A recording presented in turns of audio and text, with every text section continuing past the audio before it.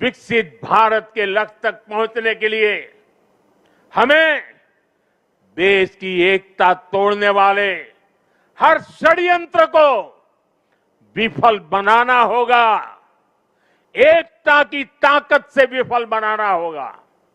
इसलिए आज देश राष्ट्रीय एकता के हर मोर्चे पर निरंतर काम कर रहा है। भारत की एकता के इस अनुष्ठान के 4 आधार स्तंभ हैं। एकता का पहला स्तंभ है सांस्कृतिक एकता।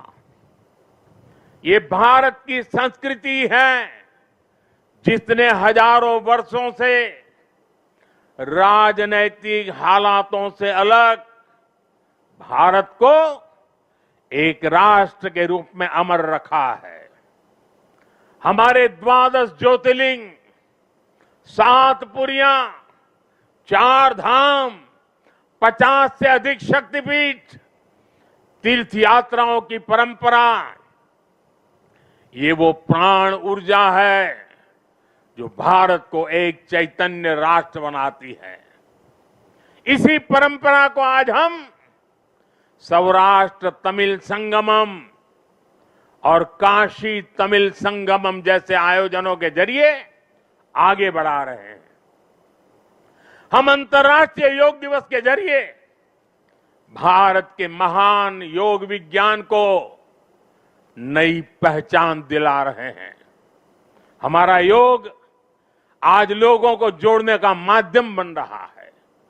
साथियों, हमारी एकता का दूसरा स्तंभ है भाषाई एकता। भारत की सैकड़ों भाषाएं और डायलेक्ट्स, बोलियां, ये भारत की खुली और रचनात्मक सोच का प्रतीक है।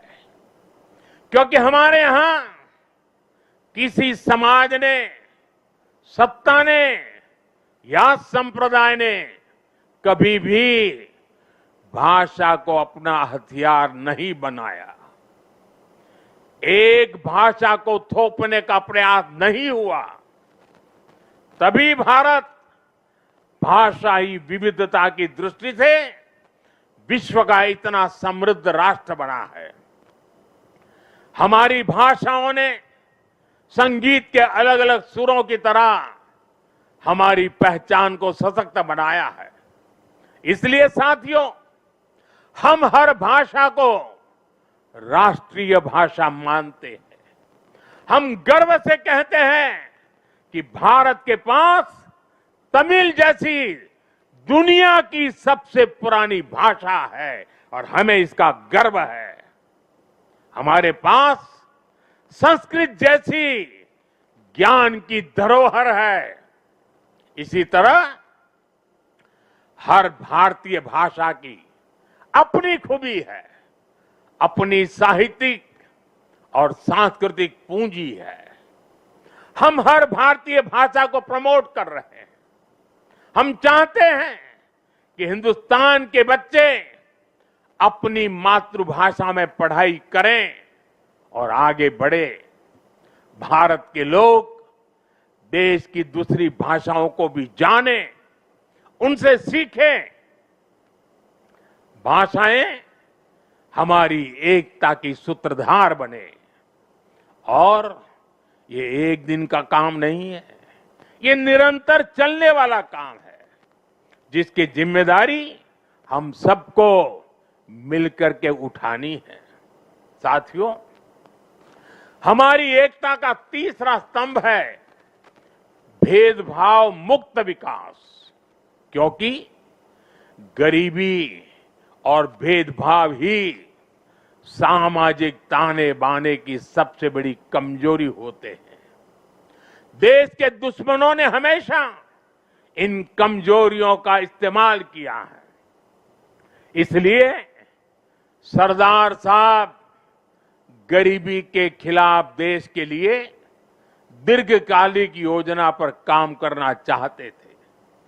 सरदार पटेल ने एक बार कहा था कि अगर भारत को आजादी 1947 के बजाय उससे भी 10 साल पहले मिल गई होती तो भारत 1947 तक भारत खाद्यान्न की कमी के संकट से मुक्त हो चुका होता।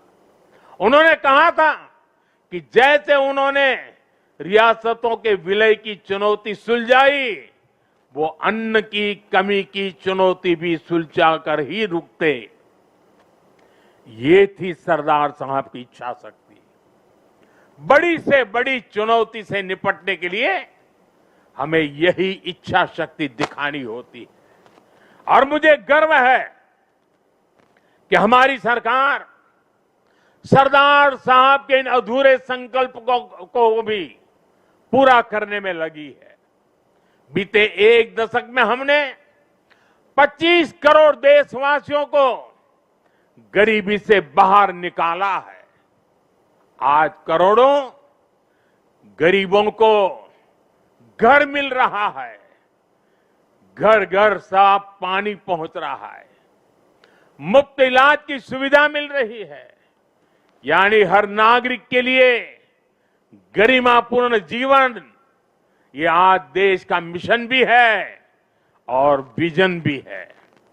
भेदभाव और भ्रष्टाचार मुक्त ये नीतियां आज राष्ट्रीय एकता को मजबूत बना रही है। साथियों, राष्ट्रीय एकता का चौथा स्तंभ है कनेक्टिविटी से दिलों का कनेक्शन। आज देश में रिकॉर्ड हाईवेज और एक्सप्रेसवेज बन रहे हैं।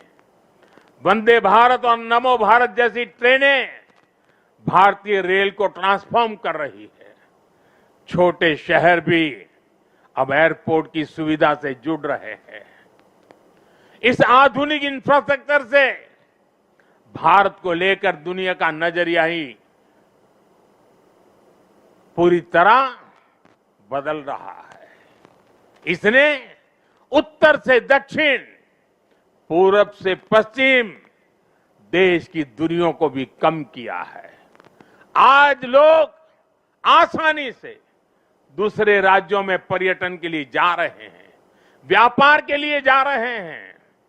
ये पीपल टू पीपल कनेक्ट और कल्चरल एक्सचेंज, उसका एक नया दौर है जो राष्ट्रीय एकता को बल दे रहा है। और डिजिटल रिवॉल्यूशन जो हुआ है, उसने इस एकता को नई मजबूती देने का अवसर भी दिया है। आज डिजिटल कनेक्टिविटी का भी दिलों की कनेक्टिविटी में एक नया मार्ग प्रशस्त हो रहा है। साथियों, सरदार पटेल ने एक बार कहा था, मुझे सबसे ज्यादा खुशी तब मिलती है जब मैं देश के लिए काम करता हूं। मैं भी आज हर देशवासी से यही आह्वान करता हूं, देश के लिए काम करने से बड़ी खुशी कोई और नहीं हो सकती। मां भारती की साधना हर देशवासी की सबसे बड़ी आराधना है। जब 140 करोड़ भारतवासी एक साथ खड़े हो जाते हैं तो चट्टानें खुद रास्ता छोड़ देती हैं। जब 140 करोड़ देशवासी एक स्वर में बोलते हैं तो वो शब्द भारत की सफलता का उद्घोष बन जाते हैं। हमें एकता के इसी मूल मंत्र को अपना संकल्प बनाना है।